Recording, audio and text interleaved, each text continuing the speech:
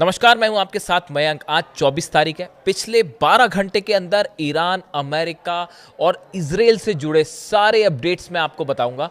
लेकिन एक बेहद अहम सवाल जिससे हम शुरुआत कर सकते हैं कि अगर अमेरिका और ईरान के बीच वाकई एमओयू पर बात आगे बढ़ रही है और हालात बेहतर हो रहे हैं, तो फिर ईरान ने अचानक एक बड़ी जंगी तैयारी क्यों शुरू कर दी है? क्यों डिफेंस सिस्टम्स फायर किए जा रहे हैं और बड़ी मिसाइल्स के टेस्ट हो रहे हैं?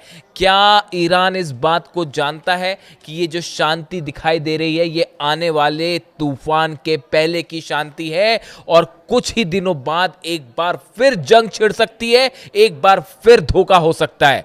आखिर क्या वजह है कि ईरान के बड़े कमांडर्स, ईरान की सेना इस बात की तैयारी में जुटी हुई है कि किसी भी वक्त हमला हो सकता है? इस पर हम डिटेल से बात करेंगे, लेकिन शुरुआत करते हैं इस वक्त की सबसे अहम खबर के साथ। देखिए, पिछले 24 घंटे के अंदर दो बेहद अहम बयान आए हैं और ईरान को सलाह देते हुए ये बयान आए हैं। देखिए, पहला बयान आया है नॉर्थ कोरिया के शासक किम जोंग उन की तरफ से और दूसरा बेहद अहम बयान आया है रूस के राष्ट्रपति व्लादिमीर पुतिन की तरफ से। और ये दोनों ही मानो ईरान के एटमी पावर को लेकर एक बेहद अहम और बड़ी बात कह रहे हैं। देखिए, सबसे पहले बात करते हैं हम किम जोंग उन की। नॉर्थ कोरिया के शासक किम जोंग उन ने एक प्रोग्राम के दौरान जिसमें वो मिलिट्री के अधिकारियों को संबोधित कर रहे थे, उसमें उन्होंने एक बेहद अहम बात कही। किम जोंग उन की तरफ से कहा गया कि पिछले चंद महीनों के अंदर ईरान को लेकर अमेरिका की जो पॉलिसी देखने को मिली, जो एग्रेशंस देखने को मिले, जंग देखने को मिली, उसके बाद नॉर्थ कोरिया ने बड़ा फैसला लिया है।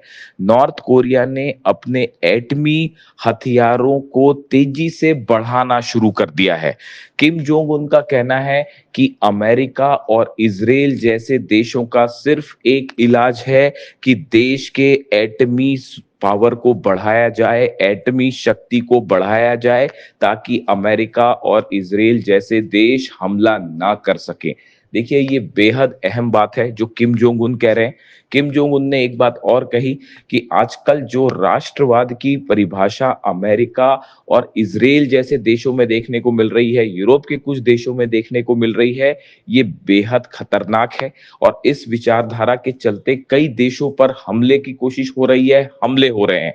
यही ईरान के साथ भी हुआ। जिस तरह से ईरान को निशाना बनाया गया, ऐसे हालात में किसी भी देश की सुरक्षा का सिर्फ एक रास्ता है, वो ये है कि न्यूक्लियर डिटरेंट हासिल किया जाए, एटमी शक्ति को बढ़ाया जाए, ताकि ऐसे देश हमला ना कर सके। किम जोंग उन का ये बयान इस ओर इशारा कर रहा है कि आने वाले चंद दिनों के अंदर नॉर्थ कोरिया की तरफ से अपने हथियारों के कार्यक्रम को, खास तौर पर एटमी हथियारों को तेजी से आगे बढ़ाया जाएगा। और किम जोंग उन ने इसका खुला ऐलान भी कर दिया है। उन्होंने अपनी सेना को यह आदेश दे दिया है कि जो मिसाइल प्रोग्राम है उसको तेजी से आगे बढ़ाया जाए, लॉन्ग रेंज मिसाइल्स बनाई जाए, साथ में एटमी जो हथियार हैं इनको भी तेजी से आगे बढ़ाया जाए, इससे जुड़े रिसर्च को तेज किया जाए। देखिए, ये बेहद अहम बयान है और एक प्रकार से इसे ईरान के लिए एक बड़ी सलाह माना जा रहा है। दूसरे शब्दों में किम जोंग उन ये कह रहे हैं कि ईरान को भी अपनी सुरक्षा के लिए एटमी पावर हासिल करना चाहिए, इसके अलावा और कोई चारा नहीं है और कोई रास्ता नहीं है। जब तक एटमी हथियार नहीं होंगे, जब तक न्यूक्लियर बॉम्ब नहीं होगा, तब तक हमले जारी रहेंगे, धोखा होता रहेगा। देखिए, ये बयान नॉर्थ कोरिया की तरफ से आया, किम जोंग उन की तरफ से आया, जो सीधा सीधा ईरान के मुद्दे पर बोलते दिखाई दिए। अब इस बयान के चंद घंटों बाद ही रूस के राष्ट्रपति व्लादिमीर पुतिन की तरफ से भी एक बेहद अहम अहम बयान आया। देखिए, व्लादिमीर पुतिन भी एक सेना से जुड़े कार्यक्रम को संबोधित कर रहे थे और उस दौरान उन्होंने कुछ ऐसी बातें कही जो इस ओर इशारा कर रही है कि आने वाले वक्त में जल्द ही एक बड़ी जंग छिड़ सकती है। देखिए, उन्होंने कहा, वो नेटो देशों की तरफ इशारा करते हुए कह रहे थे।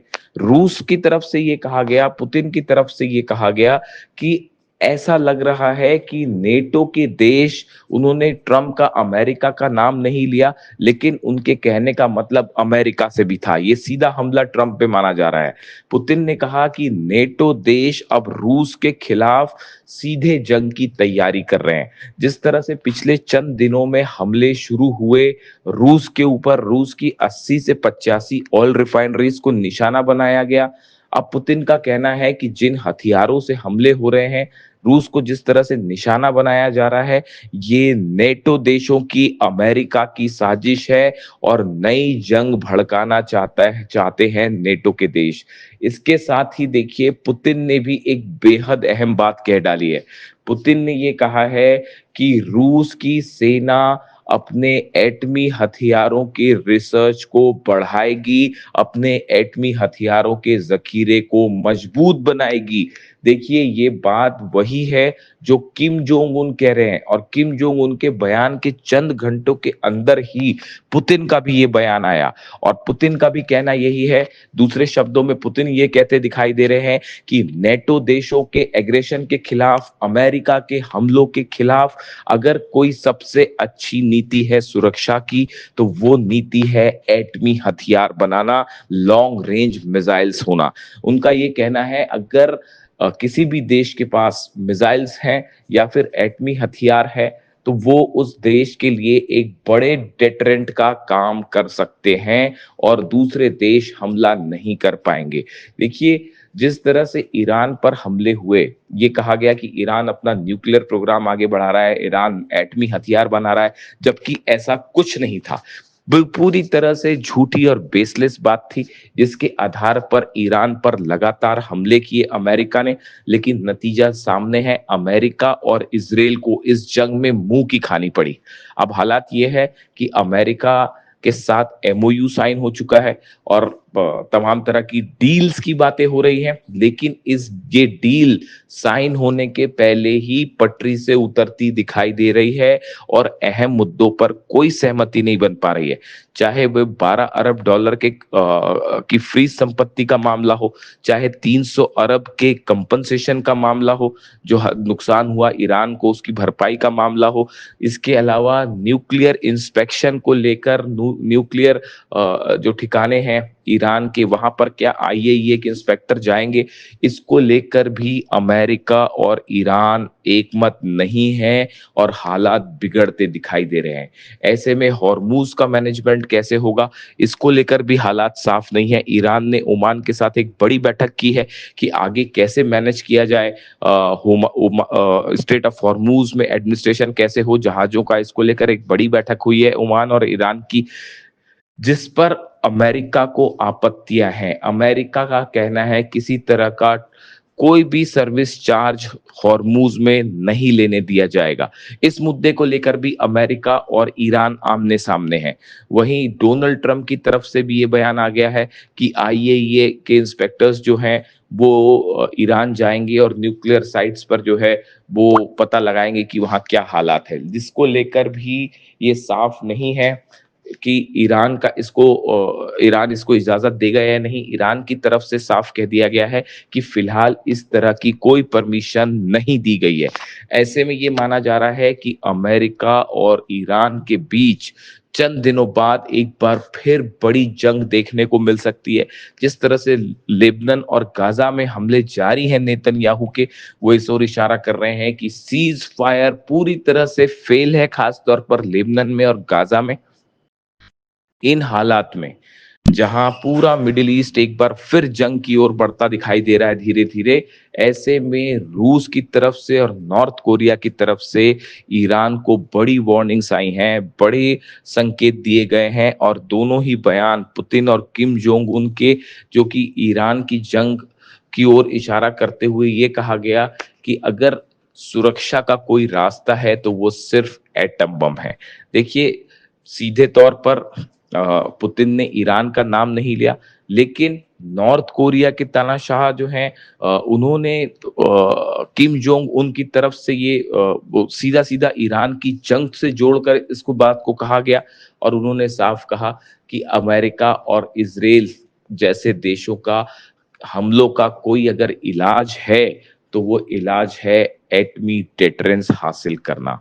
अब इस बयानों को ईरान किस तरह से लेता है, ये बात अभी किसी तरह का कोई रिएक्शन ईरान की तरफ से फिलहाल नहीं आया है, लेकिन इसे एक बड़ी सलाह मानी जा रही है ईरान के न्यूक्लियर प्रोग्राम को लेकर। और इसने एक बार फिर ये बहस छेड़ दी है कि क्या ईरान को अपनी सुरक्षा के लिए एटमी हथियार बनाना चाहिए?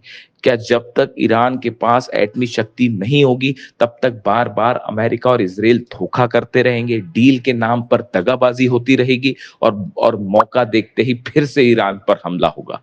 इन हालात में क्या किम जोंग उन की सलाह ईरान को माननी चाहिए और न्यूक्लियर हथियार की दिशा में आगे बढ़ना चाहिए? ये वो सवाल है जो एक बार फिर सोशल मीडिया में चर्चा का मुद्दा बना हुआ है। इससे जुड़ा जो भी अपडेट होगा वो आप तक पहुंचाएंगे।